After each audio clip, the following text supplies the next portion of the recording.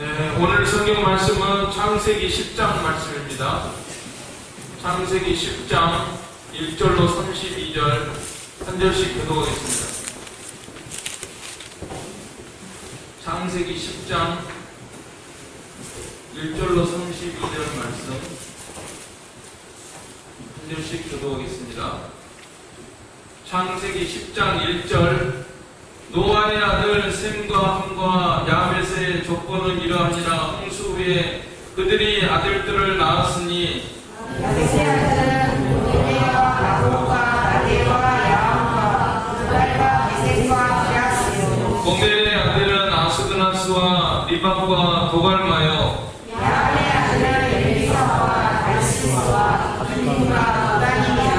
이들로부터 여러 나라 백성으로 나뉘어서 각기 언어와 종족과 나라대로 바닷가 땅에 머물렀더라. 함의 아들은 구스와 이스라엘과 북과 가나안이요. 구스의 아들은 스바와 하일라와 삽다와 라마와 삽드가요. 라마의 아들은 스바와 드단이며 구스와도 유물을 낳았으니 그는 세상의 천종사라. 그가 여호와 앞에서 용감한 사냥꾼이 되었으므로 속담에 이르기를 아무는 여호와 앞에 니므롯같이 용감한 사냥꾼이로다 하더라. 그의 나라는 시작하게 야벨과 에렐과 아각과 갈대에서 시작되었으며 그가 그 땅에서 아수르로 나아가 니느웨와 루오보딜과 갈라와 및 니느웨와 갈라 사이에 레세를 사살하였으니 이는 큰 성읍이라. 미스라임은 루딤과 아남임과 르함임과 납두임과 아두루심과 사르임과 아두림을 낳았더라.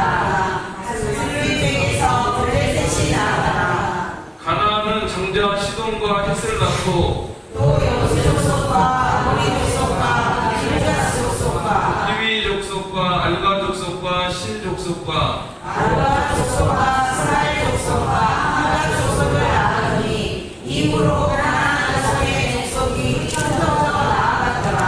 가나안의 경계는 시돈에서부터 그라를 지나 가사까지와 소돔과 고모라와 아드마와 스보임을 지나 라사까지였더라. 이들은 함의 자손이라. 각기 족속과 언어와 지방과 나라대로였더라. 셈은 에벨 온 자손의 조상이요 야벳의 형이라. 그에게도 자녀가 출생하였으니 셈의 아들은 엘람과 아사토와 아르바사가 그가 아람이요. 아람의 아들은 우스와 훌과 게델과 마스며 아르바사스는 셀라를 낳고 셀라는 에벨을 낳았으며 에벨은 두 아들을 낳고 하나의 이름을 벨렉이라 하였으니 그때 세상이 나누었으며 벨렉의 아우의 이름은 욕단이며 욕단은 알모단과 셀렉과 살말과 이레와 하도람과 우살과 디글라와 오발과 아라마와 스바와 오빌과 하일라와 요밥을 낳았으니 이들은 다 욕단의 아들이며 그들이 거주하는 곳은 메사에서부터 수산하러 가는 길에 동쪽산이었더라. 31절 32절 같이 읽겠습니다. 이들은 셈의 자손이니 그 족속과 언어와 지방과 나라대로였더라. 이들은 그 백성들의 조건에 따르면 노아 자손의 족속들이요 홍수 후에 이들에게서 그 땅의 백성들이 나뉘었더라. 아멘.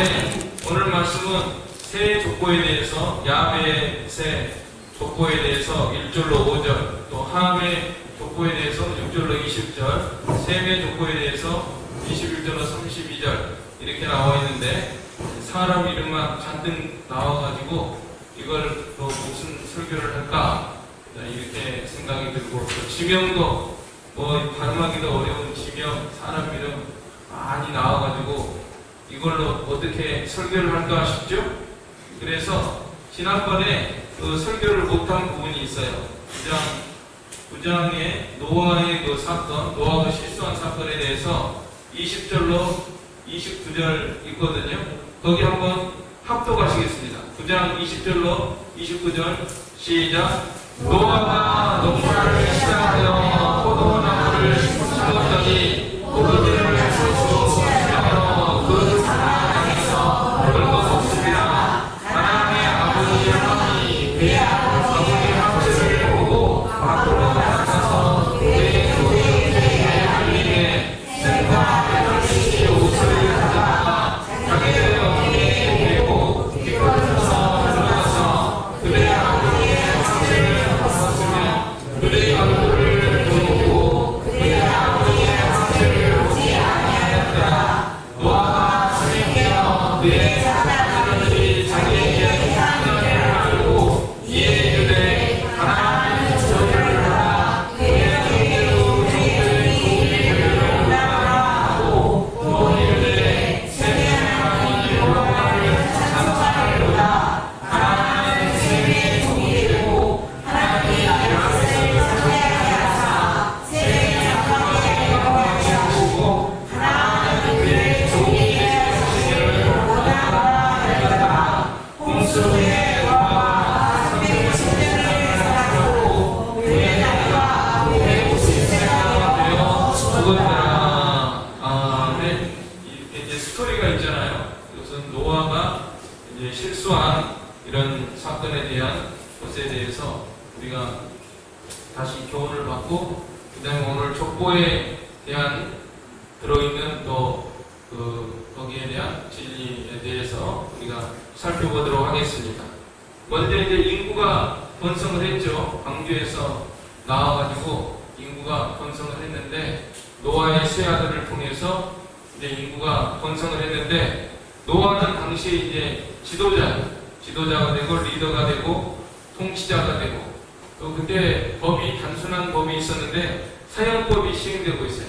9장 5절로 6절에 보면 피를 흘린 사람은 피를 흘려야 된다. 동물이든지 사람이든지 사람이 피가 귀중하기 때문에 하나님이 이렇게 사람의 목숨을 귀중히 여기시고 이렇게 사형법이 시행되는 그런 가운데 있었습니다.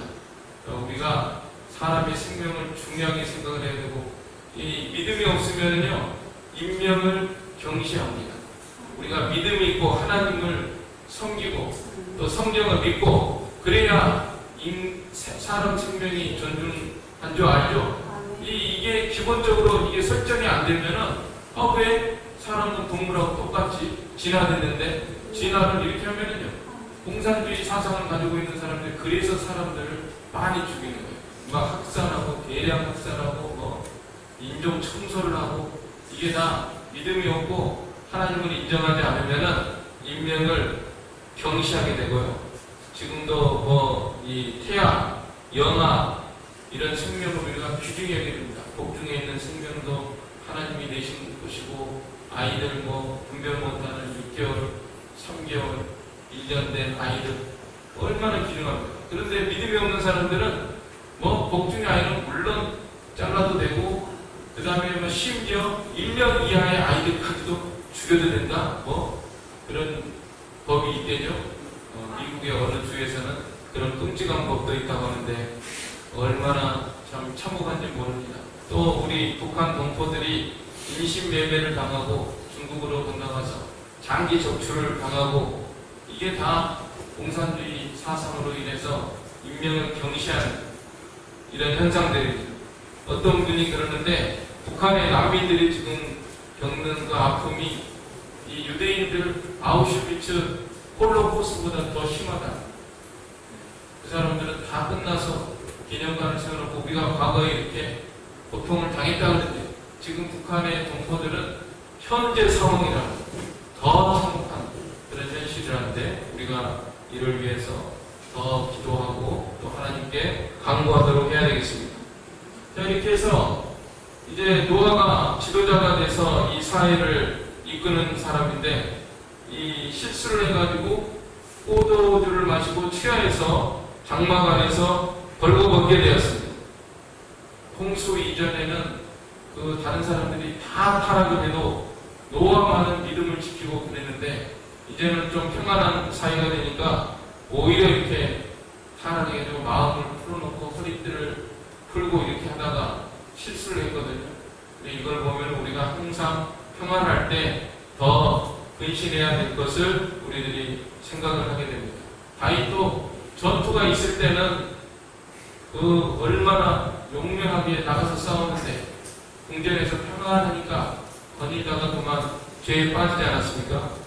베드로전서 5장 8절 말씀처럼 그의 시대라 깨어라 너희의 종 마귀가 우는 사자같이 역사한다고 했으니까 우리가 항상 깨어서 마귀를 대적하고 근신하도록 해야 되겠습니다. 근데 이렇게 실수를 했는데 이 지도자의 아버지가 이렇게 아버지도 되지만은 지도자도 되고 이 사회를 이끄는 그런 사람인데 그 실수를 했단 말이에요. 그런데 함이 22절에 가나안의 아버지 함이 그의 아버지 하체를 보고 밖으로 나가서 그의 두 형제에게 알렸다 그랬습니다. 이 함이라는 사람이 이 평소에 아버지의 그 신앙에 대해서 가르침에 대해서 좀 불만이 있었던 것 같아요. 하나님에 대해서도 불신한 그런 마음이 있고 그래서 아버지의 단점을 보고 가려주지 않고 나가서 말했다고 했는데 그 단어가 어나운스의 뜻이 있습니다. 어나운스. 아나운서들이 막 떠들어대잖아요. 다 아나운서들이 그냥 뭐 지도자가 뭐 잘한 건 말 안 해요. 오늘날 방송국도 마찬가지로 방송국에서 잘한 거 얘기하는 뭐 꼬투리만 있으면 그걸 막 떠들어대면 그거 이제 흠집을 내는 거잖아요. 그런 것처럼 함이 그런 일을 한 겁니다. 자기 아버지가 지도자고 이렇게 귀중한 위치에 있는데 그 사람 우리 아버지가 팔거벗었다고 막 떠들어대고 그러니 구원운동에 도움이 안 되거든요. 그러나 그 나머지 두 아들은 셈과 야벳은 옷을 가져가지고 자기들의 어깨에 메고 뒷걸음쳐 들어가서 그들의 아버지의 하체를 덮었으며 그들의 얼굴을 돌이키고 그들의 아버지의 하체를 보지 아니하였더라. 그래서 셈과 야벳은 이렇게 선하게 아버지를 통해서 지금 구원운동이 이루어지는데 자기들도 시험에 들면 안 되고 또 남에게도 말하지 말고 이렇게 해서 교역자의 허물을 가려주는 그런 일을 한 것입니다. 오늘날로 말하자면 사람이니까 다 허물이 있고 단점이 있고 결점이 있죠. 사람마다. 그런데 그 중요한 일을 하는 사람들이 뭐 우리 교회적으로도 마찬가지지만 교회에서도 목사의 허물을 가려주는 자가 복이 있습니다. 그런데 목사가 교리나 잘못된 것이 있으면은 말을 해야죠. 직접 말을 하고 또 고치지 않으면은 조용히 떠나야 하는 대로 옮기는 것이 맞는 일이고 또 뭐 교회뿐만 아니라 또 우리나라도 마찬가지예요. 대통령이나 또 무슨 큰일 하는 분들이 있는데 그 사람이 하는 중요한 일을 보고 잘하는 점을 인정을 해줘야 됩니다. 그러지 않고 어느 경우에 보면 막 그 꼬투리 작은 거 하나 잡아가지고 전체를 막 뒤엎어버리고 없을 사람으로 만들어버리고 그거는 옳지 않은 거예요. 우리가 그런 걸 잘 생각을 해야 됩니다. 내가 어떤 사람에 대해서 또 특별히 나라에서 어떤 중요한 일을 하는 그런 사람들에 대해서 내가 그것을 정당하게 평가를 하고 있는가 아니면은 작은 거 거기에 큰 일에 비하면 작은 거 가지고 그 사람이 하는 일을 오히려 손해를 주고 그러면은 안 되는 거예요. 그렇기 때문에 노아가 이 가나안에 대해서는 함에 대해서는 저주를 하고 또 셈과 야벳에 대해서는 축복을 해줬습니다. 25절에 이에 이르되 가나안은 저주를 받아 그의 형제 종들의 종이 되기를 원하노라. 왜 가나안을 저주를 했을까? 함이 말을 했는데 이거는 뭐 자세히는 모르지만 어떤 분은 가나안이 먼저 보고 자기 아비에게 말을 한 것을 함이 가서 보고 또 이렇게 말했다 이렇게 하는 사람도 있고 아니면 또 그 함의 자손이나 모든 자손들에게 미치는 저주이기 때문에 이렇게 한 것이다 이런 의견도 있는데요. 아무튼 저주를 선포했는데 그의 형제 종들의 종이 되기를 원하더라. 형제들도 다 종이에요. 야벳도 하나님의 종이고 또 셈도 하나님의 종이고 형제들이 하나님의 종인데 그들의 종이 되기를 원한다. 이렇게 말했습니다. 어떤 분은 이걸 가지고 이 함족성이 흑인인데 흑인들이 이 저주를 받아가지고 얼굴이 시커멓게 돼서 그 사람들은 마땅히 종사를 해야 된다.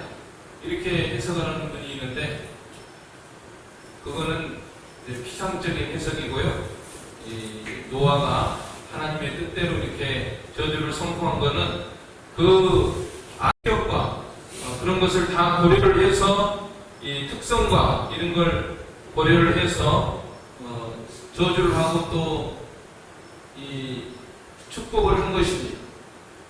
셈의 경우에는 26절에 셈의 하나님 여호와를 찬송하리로다. 가나안은 셈의 종이 되고 이 셈은 좀 영적으로 종교성이 뛰어난 이런 아들이고 그 다음에 27절에 하나님이 야벳을 창대하게 하사 셈의 장막에 거하게 하시고 가나안은 그의 종이 되게 하시기를 원하노라. 야벳은 또 이 지적인 면에서 뛰어나는 이런 성격이 있어서 창대하게 되고 셈의 장막에 거하게 하시고 또 믿음도 있고 그래서 아들들의 특징이 보면요. 이 가나안은 어떤 특징이 있는가 하면은 이 현세적인 면에서 장사한다든지 기술이나 이런 그 현세성이 좀 두드러진 것 같아요. 그래서 우리 아버지는 믿음으로 그냥 살아야 된다. 자녀들도 그렇잖아요. 가정에서도 아버지가 믿음이 있어요. 아버지가 믿음이 있고 우리 믿음으로 살아야 된다. 기도하고 하나님을 의지해야 된다. 그런 믿음 없는 자녀들이 아버지하고 대척점이죠. 기도만 한다고 됩니까? 뭘 하고 뭘 해야죠. 세상에서 우리가 뭘 하고 해야 된다. 그러니까 믿음이 있는 아버지하고 믿음이 없는 자녀하고 이렇게 갈등하는 경우가 있어요. 아마 그런 걸 우리가 생각할 수가 있는 것입니다. 가나안의 경우에는 이 먹고 사는 문제, 현세적인 문제, 여기에 치중하는 거예요. 그러나 셈은 아버지의 신앙을 물려받아서 하나님을 의지하는 그런 신앙이 있고 야벳은 금방 못하지만은 그래도 또 하나님을 의지하고 이렇게 해서 그 특징을 보면은 이 함의 경우에는 현세적인 걸 추구하는 그런 면이 두드러지고 그 다음에 셈의 경우에는 이 영성, 하나님을 의지하는 면이 두드러지고 그 다음에 야벳의 경우에는 이 지성적인 면, 그런 면이 두드러진다. 이렇게 우리가 볼 수가 있습니다. 그래서 거기에 맞춰서 그 아들들의 특성을 봐서 이렇게 노아가 하나님의 뜻대로 저주도 하고 축구도 한 것입니다. 오늘 우리들이 이 현세성 세 가지 면이 다 있어요. 현세성이 있고 또 지성이 있고 영성이 있고 그 세 가지 면을 다 우리가 믿음을 첫째로 해서 셈처럼 영성을 첫째로 해서 믿음으로 나가면 하나님을 의지하고 나가서 또 이 땅에 사는 문제나 우리가 모든 지성적인 이런 문제나 이런 것들을 잘 해결을 해 나가는 것이 중요합니다. 자, 그래서 이제 홍수 후에 노아는 350년을 살다가 나이가 950세가 되어 죽었습니다. 그리고 이제 오늘 10장에 와서 그 세 아들의 후예가 어떤 사람들인가, 또 어떤 지역에 살았는가, 어떤 나라를 이루었는가, 그런 것들이 이제 나오고 있죠. 그래서 먼저 1절로 5절에 보면은 야벳의 후예가 나옵니다. 이 사람들은 오늘날 백인, 인도, 유럽 족속들이다. 이렇게 보고 있습니다. 그래서 2절에 보면은 야벳의 아들은 고멜과 마국과 마디와 야온과 두발과 메섹과 디라스요. 우리가 다 이것을 일일이 배치할 수는 없지만은 대략 우리가 생각해 볼 수 있는 것은 고멜의 경우는 여기에서 독일이 나왔다는 거예요. 점은 이렇게 이제 발음이 조금 변형되면서 이렇게 족속들과 연결이 됩니다. 그 다음에 메섹은 어느 정도 아시죠? 메섹은 누구죠? 무슨 조상이죠? 메섹. 모스코바가 나왔대요. 모스코바. 러시아. 모스크바, 그 다음에 다 할 수는 없어요. 그 다음에는 또 넘어가서 어디 달시스라고 사들에 보면은 달시스라고 나오는데 다시스 여기는 어디죠?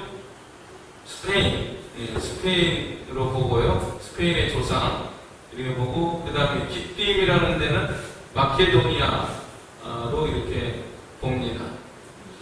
그러니까 여러 가지 이제 기록을 봐서 이렇게 이제 그러니까 최초로 이런 기록은 없어요. 이 세상 어느 책에도 오늘 민족들의 조상에 대해서 이렇게 기록해 놓은 책은 이건 성경밖에 없습니다. 우리가 이 창세기 10장도 아주 중요한 거예요. 우리 민족들이 어디서 원래 이름이 무엇이었느냐, 어디에서 유래됐느냐, 이런 것에 대해서는 정말 아무 책에도 이런 것을 가르쳐주지 않는데 우리 성경만이 이렇게 기록을 하고요. 그 다음에 이제 이것은 바벨탑 쌓기 이전에 이렇게 한 군데에서 이렇게 모인 그 족속들이 있었으니까 거기에 대해서 이제 정보를 알고 이렇게 하고 또 나중에는 이 바벨탑 이후에 그러니까 언어가 나눠진 다음에 또 이것을 기록한 것으로 봅니다. 왜냐하면 5절에 보면은 이들로부터 여러 나라 백성으로 나뉘어서 각기 언어와 종족과 나라대로 바닷가 땅에 머물렀더라 했으니까 언어가 이제 갈라진 상태잖아요. 그러니까 이제 언어가 갈라지기 전 바벨탑 이전부터 살던 족속들이 또 이제 바벨탑을 쌓는 그런 과정을 거쳐서 이렇게 기록이 된 것입니다. 애기 우는 소리가 들리네. 저하고 관계가 있는 애기인데. 네. 자, 그 다음에 이제 야베스 후예에 대해서는 그 정도 하고, 그 다음에 하메 후예에 대해서 6절로 20절까지 나와 있어요. 하메 후예는 아프리카, 애국 등의 족속들로 보는데, 친숙한 이름이 6절에 보면 하메 아들은 부스와 미스라임과 북과 가나안, 여기 다 알만한 족속들이죠. 부스는 그 북아프리카, 부스, 그 다음에 미스라임이 이 애국을 가져요. 애굽이 이스라엘이라고 합니다. 그 다음에 부스는 잘 모르겠지만 가나안 족속을 알고 있잖아요. 이런 족속들이 대략 함의 후손들이구나. 그런데 특별한 인물이 하나 나오는데 부스가 또 니므롯을 낳았으니 그는 세상의 첫 용사라 그랬습니다. 니므롯이라는 사람이 용사로 소개가 되고 있고 또 사냥꾼이다. 9절을 같이 읽겠습니다. 그가 여호와 앞에서 용감한 사냥꾼이 되었으므로 속담에 이르기를 아합은 여호와 앞에 니므롯 같이 용감한 사냥꾼이로다 하더라. 이 니므롯이 사실은 바벨을 세운 사람입니다. 바벨을 다 사람들을 포섭해가지고 야 우리가 바벨탑을 쌓자. 그래서 여기 10절에 그의 나라는 신할 땅의 바벨과 에렉과 아깝과 갈레에서 시작되었으며 그랬죠. 그래서 이 니므롯이 참 특이한 사냥꾼인데 왜 이렇게 유명하냐면은 당시에 위협적인 요소가 뭐가 있었겠습니까? 사람들이 번성할 때 짐승들이 많이 번성한 거예요. 짐승들이. 그래서 사람들이 그 위협의 존재가 되었습니다. 짐승들. 그래서 그 짐승들을 효과적으로 잘 통제하고 사냥하고 죽일 수 있는 그런 사람들이 리더가 된 거예요. 니므롯이 이 사냥을 잘해서 다른 사람들을 안전하게 보호해줬기 때문에 사람들의 신임을 받아가지고 지도자가 됐고 그래서 또 바벨론도 건설하는 그런 사람이 된 것입니다. 근데 사실은 들짐승도 하나님께서는 과도하게 무서워할 대상이 아니라고 했죠. 그들이 너희를 무서워할 것이다. 그런데 이거를 과도하게 위협적인 존재로 막 부각을 시켜가지고 니므롯이 그런 야 너희 짐승들이 오면 너희들 죽어. 그러니까 나한테 보호를 받고 나한테 배워야 돼. 해가지고 이렇게 사람들의 마음을 얻은 것입니다. 지금도 그렇잖아요. 과도하게 두려울 일이 아닌데 막 그걸 부풀려가지고 큰일 나 죽어 막 그래가지고 자기들한테 자기들이 정권 잡고 사람들의 마음을 얻으려고 하는 그런 사람들이 있죠? 잘 모르세요? 저는 알 것 같은데 그런 거 있어요. 아무튼 잘 모르시면 곰곰이 생각해 보세요. 하여튼 니무롯이 그런 그 사람들의 마음을 얻는 그런 게 있어요. 예, 사로잡고 사는 거. 그러나 이 사람은 하나님을 대적하는 사람. 하나님께서는 딱 끝까지 인구가 번성해서 흩어지기를 원하셨는데, 야, 우리 흩어지지 마. 바벨 쳤어야 돼. 정면으로 하나님을 대적하잖아요. 하나님, 지금도 그런 사람들이 있어요. 근데 이 사람이 그 니무롯이 자기 부인이 세미라미스고 아들은 담무스고 이렇게 해가지고 벌써 이 종교가 그러니까 바알과 아세라가 여기서 나왔다. 니무롯은 바알로 연결되고 아세라는 세미라미스는 아세라로 연결되고 우상숭배. 하여간 이 종교적으로도 하나님 신앙을 떠나서 구속자 메시아를 기다리는 아담이 가르쳐준 노아가 가르쳐준 메시아를 기다리는 참다운 종교에서 떠난 거예요. 떠나가지고 사람들을 모아가지고 하나님의 뜻을 대적하는 이런 모략을 꾸미고 괴계를 획책한 그런 사탄의 종이 된 그 사람이 바로 니무롯입니다. 누가 연상되나요? 네, 말세에도 지금 마귀가 이런 역사를 하고 있어요. 네, 니무롯과 같은 666 그 개정자, 네, 저 그리스도 이런 인물을 통해서 지금도 하나님의 뜻을 대적하는 계획을 획책하고 계획하고 추진하고 음지에서 음모론이라고 하지만은 예, 사실은 지금도 우리가 모르는 사이에 흑암 속에 이렇게 역사하는 그런 세력이 있습니다. 목사님 봤습니까? 꼭 봐야 하나요? 안 봐도 성경이 있고 666 있고 적그리스도 있고 마귀가 있다고 했잖아요. 또 역사적으로도 니무롯이 바벨론을 세워가지고 대적하잖아요. 하나님을 대적하잖아요. 그러니까 우리는 충분히 그런 것을 생각하면서 염두에 두고 말세에도 이게 역사하겠구나. 세계 지금 단일 정부의 음모가 진행 중이고 70억, 80억 대는 전 세계 인구를 다 통제하고 제압을 해서 이렇게 이제 참다운 신앙에서 멀어지게 하는 이런 세력이 지금 점점 가시적으로 나타나고 있는 것을 우리가 염두에 두면서 생활을 해야 됩니다. 그 대표적인 경우가 백신으로 지금 어느 정도 실험을 한 거예요. 백신 통계, 백신 받았어 안 받았어? 안 받으면 못 가, 모이지 못해, 교회 모이지 마, 매일 이상 모이지 마, 막 이렇게 하면서 통제한 거, 연습한 거 알고 계시죠? 네, 그런 게 이제 심화되면은 진짜 이제 매매도 못하고 그런 경우가 오게 되는 거예요. 설마 하는데 설마가 어떻게 된다고 그랬죠? 사람 된다고 그랬죠. 네. 하여튼 조심해야 돼요. 성경 없으면 모르지만 성경이 있잖아요. 성경이 있고 인물 같은 인물이 있고 하나님을 대적하고 벌써 이게 여기서부터 시작하는 거예요.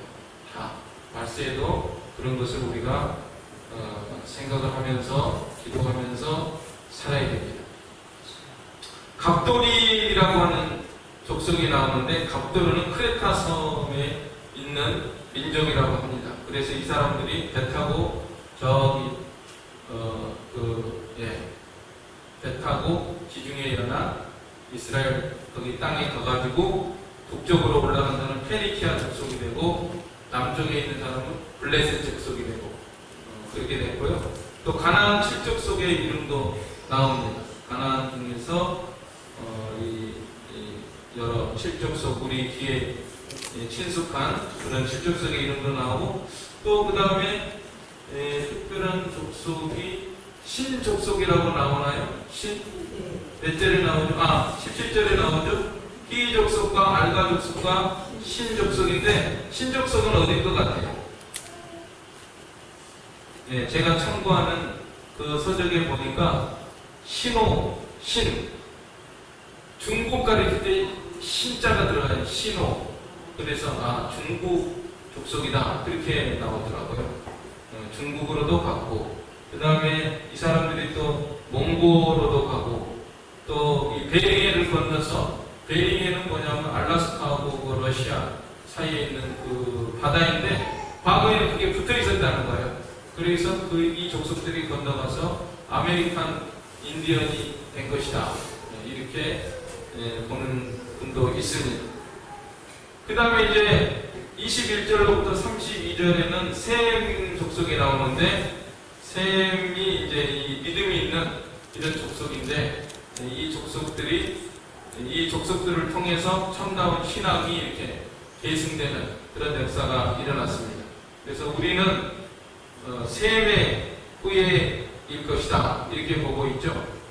당군의 자손이라고 하지만 당군이 어디서 왔습니까? 당군이 바로 이 바벨 다 이렇게 건설하고 언어가 나뉘면서 동쪽으로 온 사람의 우리가 후손이 되죠. 어떻게 보면은 저는 우리나라 민족을 생각할 때 왜 이렇게 제일 극동, 제일 끄트머리까지 와서 살았을까? 그걸 생각할 때 긍정적으로 보면은 모험심이 가장 강한 족속이 아닌가. 그렇죠? 안정을 추구하는 사람은 맨날 그 자리에 있어요. 어떤 사람은 집 밖에도 안 나가는 사람들 있잖아요.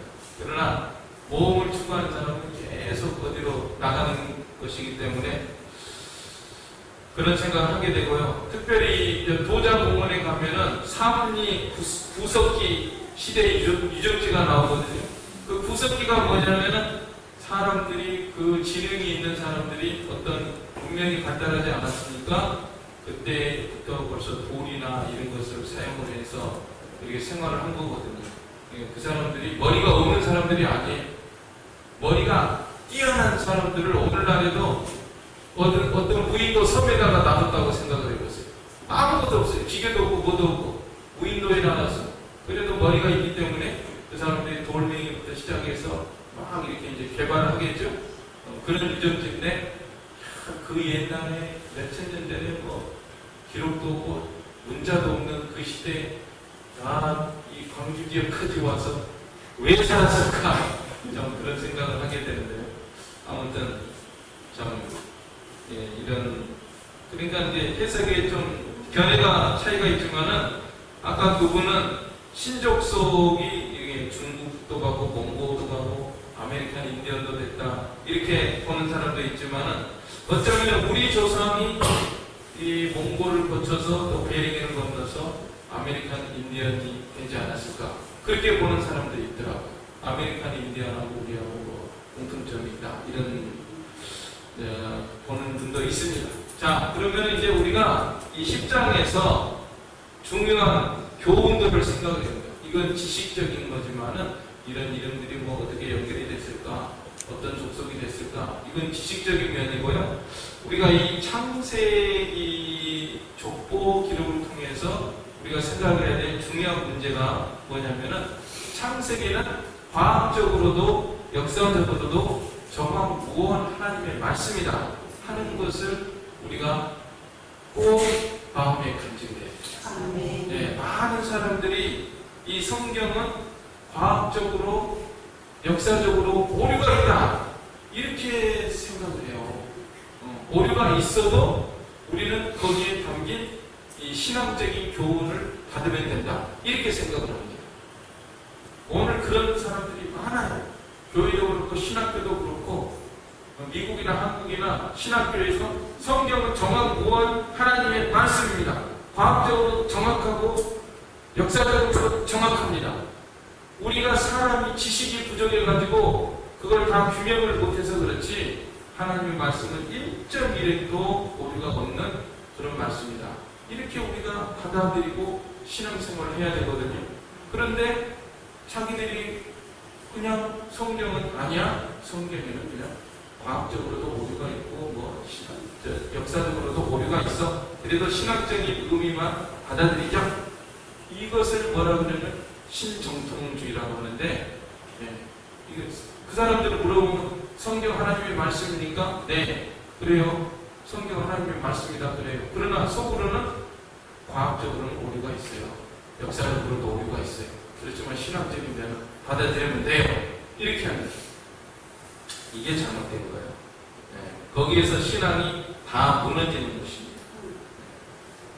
그러니까 그 사람들은 뭐냐면 홍해가 갈라지지 않았어도 그 신학적인 교훈은 받아들인다는 거예요. 홍해가 갈라졌습니까? 안 갈라졌습니까? 갈라졌죠. 하나님의 능력으로. 모세가 지팡이를 내미니까 홍해가 갈라졌습니다. 그 사이로 이스라엘은 건넜습니다. 쫓아오던 애국 주병들은 수장당했습니다. 믿습니까? 네, 이걸 믿어야 돼요. 그런데 그걸 안 믿는 거예요. 이 사람들은.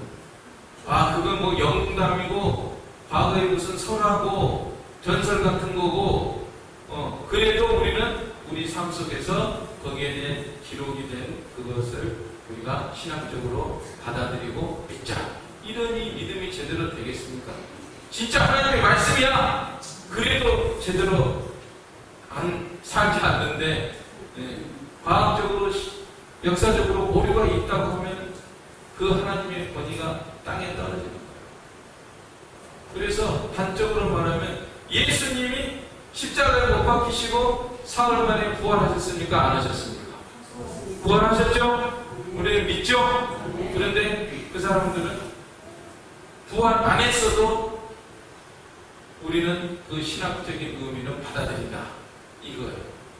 그러면 그 성경에 완전 위반입니다. 왜냐하면 사도 바울이 고린도전서 15장에서 뭐라고 했습니까? 그리스도께서 다시 사신 것이 없으면 너희의 믿음도 헛되고 너희가 여전히 죄 가운데 있을 것이요 또한 그리스도 안에서 잠자는 자도 망하였으니 만일 그리스도 안에서 우리의 바라는 것이 다만 이생뿐이면 모든 사람 가운데 우리가 더 불쌍한 자리라 그랬잖아요. 예수께서 다시 사신 것이 없으면 너희 믿음이 헛것이라는 거예요. 성경대로 예수님은 우리 죄를 위해서 십자가에 못 박혀 죽으시고 사흘 만에 부활하셨어요. 정확히 역사 속에서 부활하셨어요. 그걸 믿는 게 믿음이다. 그런데 그거 아니어도 우리는 괜찮아. 그거는 사탄의 영성이에요. 사탄의 영성입니다. 그래서 오늘 이 10장에 있는 이 말씀 1.1에 히브리어로 1.1에 요두 바우 하면서 다 기록이 됐는데 1.1에도 땅에 떨어지지 않고 하나님께서 이렇게 다른 역사책에 이런 거 없습니다. 이 세상 역사책 어느 곳에도 인류의 조상이 어떻게 됐는지 우리 민족의 조상이 어디서 왔는지 이런 거 가르쳐 주는 게 없어요. 그러나 성경에는 다 기록이 되지 않습니까? 그래서 이 창세기 내용이 이렇게 중요하다. 하나님이 천지 창조하신 것, 특별히 1장에서 11장이 인류 모두에게 적용이 되는 그런 말씀입니다. 그래서 1장, 11장까지가 천지가 어떻게 조성이 됐는지 하나님께서 또 남자와 여자로 창조하신 것, 또 사람이 선악과 따먹고 타락한 것, 그 다음에 노아의 홍수가 있었던 것, 그 다음에 또 바벨탑 사건으로 언어가 혼잡하게 된 것, 이런 것이 다 창세기에 기록이 되어 있고, 그래서 우리가 참 이 창세기 내용이 아주 중요합니다. 이걸 믿고 이걸 토대로 해서 살아가야지. 이게 없으니까 오늘날 동성애 문제, 젠더 이슈 이런 것도 다 이게 기준이 없으니까 여기서 파생이 되는 거예요. 이게 창세기만 믿으면 다 해결이 되는 거예요. 창세기 1장에서 11장 하나님의 말씀만 확실히 믿으면은 이거저거 할 거 없어요. 그냥 하나님이 남자 아니면 여자야. 태어날 때 그렇잖아요. 남자 아니면 여자잖아요. 생물학적으로. 그리고 거기에 무슨 O가 있고 X성이 있고 Y성이 있어요. 그러니까 우리들의 모든 문제가 여기서 비롯돼요. 창세기 믿냐 안 믿냐? 창세기 1장에서 11장 믿냐 안 믿냐? 안 믿으니까 단순해요. 믿으면 다 해결이 되는 것입니다. 그래서 우리는 참 이 창세기 이것을 생각할 때 우리가 다 한 민족이다. 한 족속이구나. 세계 모든 민족이 지금 70억, 80억인데 서로 전쟁하고 죽이고 싸우고 폭탄 쏘고 이러는데 이게 다 창세기 안 믿으니까 그래. 푸틴도 그렇고 서로 싸움 사람 죽이는 것들은 전부 전쟁하는 것들은 창세기 안 믿고 하나님 안 믿기 때문에 이런 일을 하는 거예요. 우리는 세계 모든 민족이 한 족속에서 나왔고 우리는 노아 우리 할아버지에게서 나왔고 그러니까 서로 한 민족이고 특별히 이국 동포들에게 우리가 먼저 최우선적으로 관심을 갖고 기도를 해야 되고요. 그 다음에 그 족속 중에서도 메시아 약속을 믿는 계통 너무 중요하고 오늘 우리들이 복음을 영접하는 것은 하나님이 약속하신 메시아를 믿는 그 믿음을 가진 그것이기 때문에 너무 중요하고 또 모든 민족들은 사실은 복음으로 돌아가야 돼요. 그래야만이 이게 소망입니다. 이제 앞으로 우리 예수님이 조만간에 오실 텐데 우리가 모든 민족들에게 이 복음을 전하고 흩어진 민족들 하나님을 떠난 이런 족속들을 향해서 우리가 복음을 더욱 힘써 전하는 우리가 되도록 해야 되겠습니다. 아멘. 이 말씀 들어서 우리 한 목소리로 기도하겠습니다.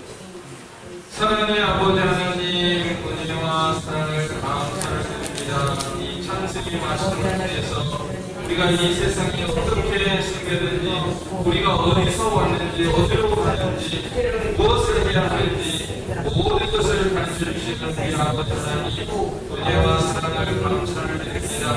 하나님의 말씀은 일정되고 땅에 떨어지지 않는 정확무한 하나님의 말씀인데도 불구하고 오늘날 사람의 생각으로 이 말씀을 나가는 사람들이 너무나 많이 있고 노인들마저도 신앙들마저도 특별한 행동으로 나가는 이런 현실 속에서 저희들이 살아가고 있습니다.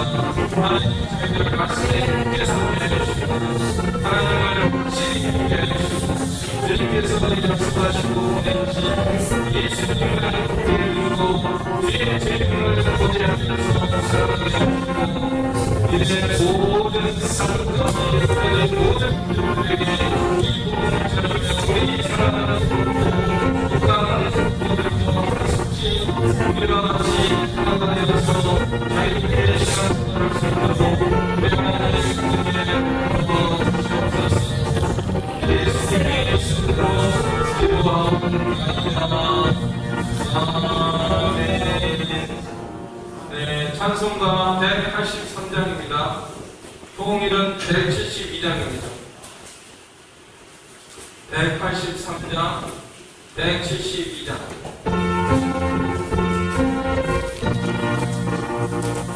인들의 말과 주시는 나의 영혼 주님이 약속한 성령 간절히 기다리네 강으로 일어날 따르니 단비를 내리시듯 성령의 단비를 부어 새 생명 주소서 바람 소리 들려 산천이 춤을 추네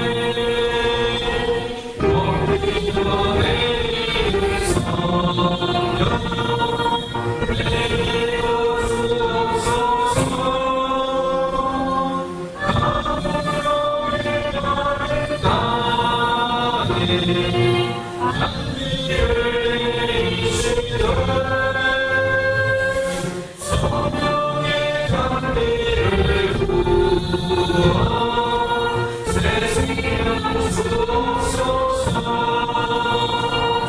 달달아 우러를 내며 소문이 고소하니 알고만 내 심정이 성령을 부으소서 강하게 단비를 내리시듯 성령의 단비를 부어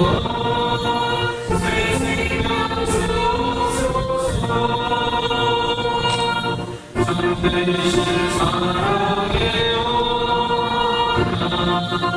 어길 수 있사오랴. 오늘의 부족한 주실 줄 믿습니다.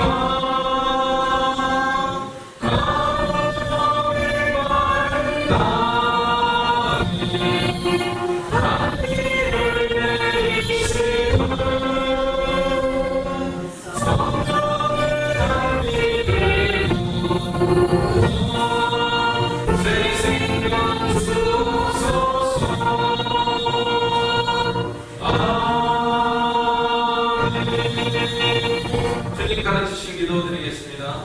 하늘에 계신 우리 아버지여, 이름이 거룩히 받으시오며 나라의 것이며 뜻이 하늘에서 이룬 것 같이 땅에서도 이루어지리라. 오늘날 우리에게 일용할 양식을 주옵시고 우리가 우리에게 죄를 사하여 준 것 같이 우리에게 죄를 사하여 주옵시고 우리를 시험에 들게 하지 마옵시고 악에서 구하옵소서. 내 나라와 권세와 영광이 아버지께 영원히 싸움나이다. 아멘.